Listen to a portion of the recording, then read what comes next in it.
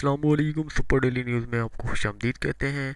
आज की खबर ये है कि रिपोर्ट के मुताबिक, माहिरीन के मुताबिक, एक पानी जो है वहाँ से गर्म निकल रहा है ज़मीन से। कहा जाता है कि ये बहुत पुराना पानी है।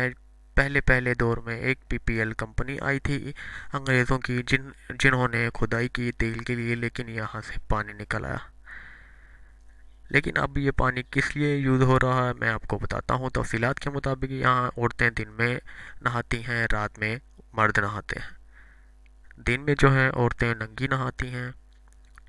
ये जो है बहुत ही ममनू तरीन इलाका है। यहाँ दिन के वक्त जो है मर्दों का बिल्कुल दाखिला मना होता है। दिन में यहाँ पर औरतें जो हैं बिल्कुल नंगी नहाती हैं, कपड़े धोती हैं।